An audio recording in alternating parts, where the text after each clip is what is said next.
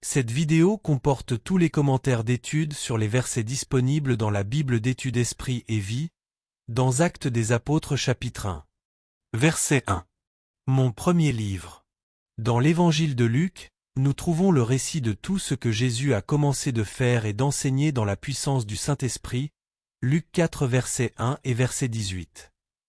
Le livre des Actes contient quant à lui la suite de cette histoire, à savoir celle des disciples de Jésus qui, conduits à leur tour par la puissance de l'Esprit, ont proclamé le même évangile, accompli le même genre de miracles et vécu le même genre de vie. La note théologique dominante du livre des Actes est la reproduction par le Saint-Esprit de la vie et du ministère de Jésus dans l'Église. On pourrait appeler ce livre « Les Actes du Saint-Esprit ». Il convient d'observer les points suivants dans le récit du livre des Actes qu'a inspiré le Saint-Esprit. Premièrement, toute l'Écriture, y compris les parties historiques contenues dans les Actes, a une signification didactique, c'est-à-dire propre à l'enseignement, et théologique. Deux faits le confirment. A. La déclaration biblique selon laquelle toute Écriture est inspirée de Dieu, et utile pour enseigner, pour convaincre, pour corriger, pour instruire dans la justice, 2 Timothée 3 verset 16. B. La déclaration de Paul selon laquelle les récits historiques de l'Ancien Testament ont un dessein pédagogique et instructif, 1 Corinthiens 10 verset 11. L'apôtre soutient l'idée que ces histoires sont des exemples qui ont un rapport direct avec le croyant, tant dans le domaine pratique que théologique, Romains 15 verset 4. Ce qui est vrai pour les récits historiques de l'Ancien Testament l'est tout autant pour le livre des Actes.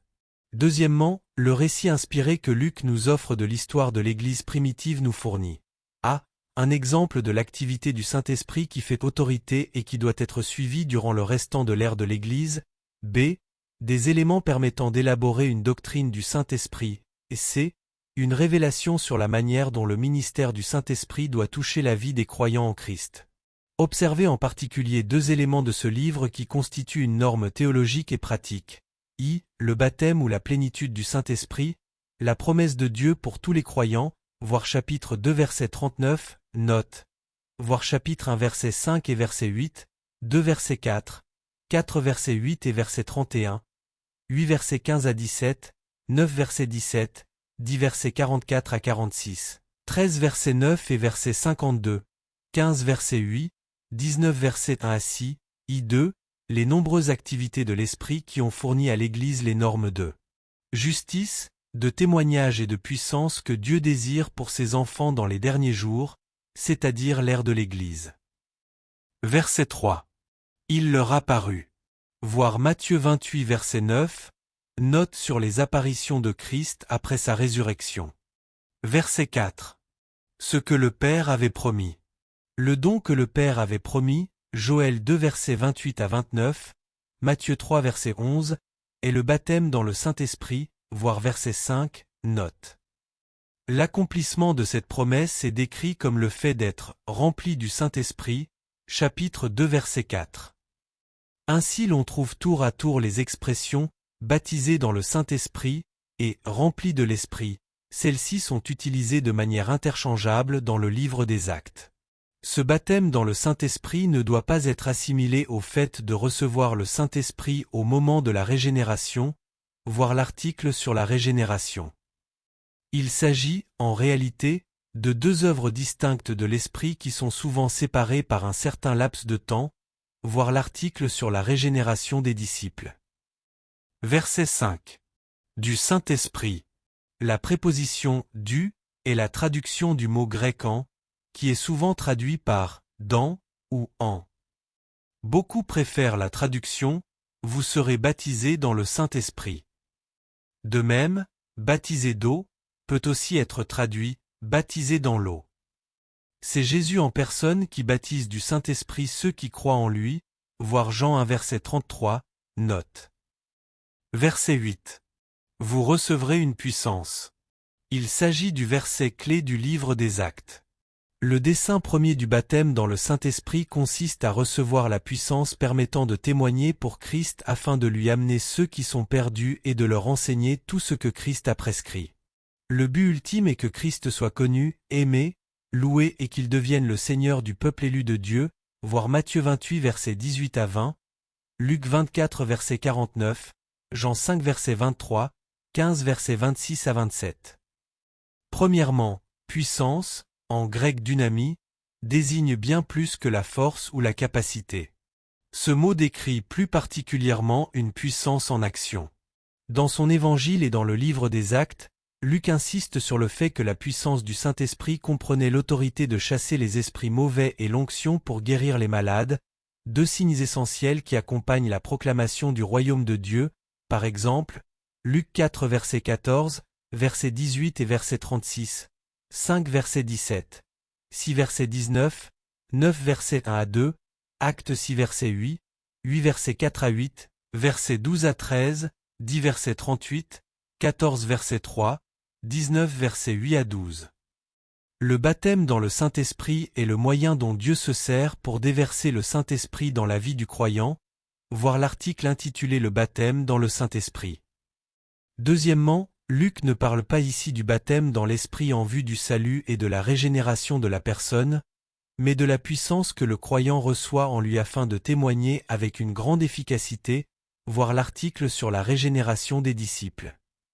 Troisièmement, l'œuvre principale du Saint-Esprit dans le cadre du témoignage et de la proclamation se rapporte à sa venue sur les croyants pour les revêtir de la puissance, ainsi qu'au témoignage qu'il rend à l'œuvre de salut et à la résurrection de Christ, voir 2 versets 14 à 42. Voir la note suivante pour en savoir plus sur la façon dont l'Esprit témoigne et ce que cela représente dans notre vie. Verset 8. Vous serez mes témoins. Le baptême dans le Saint-Esprit ne se limite pas à nous donner la puissance nécessaire pour prêcher que Jésus est le Seigneur et le Sauveur, voir note précédente, il augmente également l'efficacité de ce témoignage en fortifiant et en approfondissant la relation que nous avons avec le Père, le Fils et le Saint-Esprit qui est une conséquence du fait que nous avons été remplis de l'Esprit, voir Jean 14 verset 26, 15 verset 26 à 27. Premièrement, le Saint-Esprit nous révèle la présence personnelle de Jésus et la rend plus réelle, Jean 14 versets 16 à 18, tout témoignage rendu à une relation intime avec Jésus-Christ aura pour conséquence un désir de plus en plus grand d'aimer, d'honorer et de plaire à notre Sauveur, voir l'article intitulé La doctrine du Saint-Esprit. Deuxièmement, le Saint-Esprit rend témoignage à la justice, Jean 16 verset 8 et verset 10, et à la vérité, Jean 16 verset 13, qui glorifieront Jésus, Jean 16 verset 14, non seulement en parole, mais également en acte. Ainsi donc, nous qui avons reçu le témoignage que l'Esprit rend à l'œuvre rédemptrice de Christ, nous devons manifester naturellement notre ressemblance à Christ, ainsi que l'amour, la vérité et la justice dans nos vies, voir 1 Corinthiens chapitre 13. Troisièmement, le baptême dans le Saint-Esprit est le point de départ de l'expérience des croyants lorsqu'ils sont remplis de l'Esprit et qu'ils reçoivent la puissance de témoigner pour Christ et de conduire les hommes perdus à la conviction de péché, de justice et de jugement, voir Jean 16 verset 8, note. Les effets d'une telle œuvre de conviction deviennent alors évidents tant chez ceux qui proclament sincèrement le message que chez ceux qui le reçoivent, chapitre 2 versets 39 à 40. Quatrièmement, le baptême dans le Saint-Esprit ne peut être accordé qu'à ceux dont le cœur est tourné vers Dieu et qui se sont repentis de leurs iniquités, chapitre 2 verset 38, 3 verset 26. Il est entretenu grâce à un engagement envers Christ qui est marqué par la même sincérité, voir chapitre 5 verset 32, note. Cinquièmement, le baptême dans le Saint-Esprit est un baptême qui nous introduit dans la sainteté, car l'Esprit lui-même est saint, voire esprit de sainteté, dans Romains 1 verset 4. Par conséquent, si l'Esprit est véritablement à l'œuvre en nous dans toute sa plénitude, nous vivrons dans une plus grande conformité à la sainteté de Christ. À la lumière de ces vérités bibliques, nous qui avons été baptisés dans le Saint-Esprit, nous devons avoir un désir intense de plaire à Christ de toutes les manières possibles. En réalité, la plénitude de l'Esprit vient compléter l'œuvre de salut et de sanctification du Saint-Esprit dans notre vie. Ceux qui proclament la plénitude du Saint-Esprit et mènent une vie contraire à la direction de l'Esprit de sainteté vivent dans la tromperie et le mensonge. Ceux qui manifestent les dons de l'Esprit, les miracles, les signes et les prodiges ou la parole inspirée, mais qui manquent d'une foi véritable, de l'amour et de la justice, agissent dans ce domaine non par le Saint-Esprit mais par un esprit impur qui ne vient pas de Dieu, Matthieu 7 versets 21 à 23. Voir Matthieu 24 verset 24, 2 Corinthiens 11 versets 13 à 15. Voir également l'article intitulé « Comment discerner le véritable baptême dans le Saint-Esprit ». Pour plus de précisions sur le témoignage rendu à Christ, voir chapitre 13 verset 31, note. Verset 14. Tous d'un commun accord persévéraient dans la prière. L'homme a toujours une part de responsabilité dans l'expérience de la Pentecôte.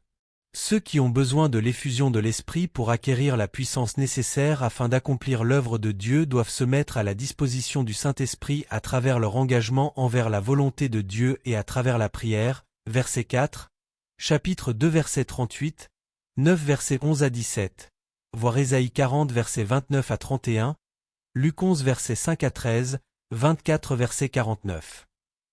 Notez le parallèle qui existe entre la venue du Saint-Esprit sur Jésus et sa venue sur les disciples. Premièrement, l'Esprit est descendu sur eux après qu'ils eurent prié, Luc 3 versets 21 à 22, Actes 1 verset 14, 2 verset 4. Deuxièmement, on a pu observer des manifestations particulières de la venue de l'Esprit, Luc 3 verset 22, Actes 2 versets 2 à 4. Troisièmement, le ministère de Jésus et celui des disciples ont débuté après que l'Esprit fut venu sur eux, comparez Matthieu 3 versets 16 à 4 verset 17, Luc 3 versets 21 à 23 à 4 versets 14 à 19, voir Actes 2 versets 14 à 47.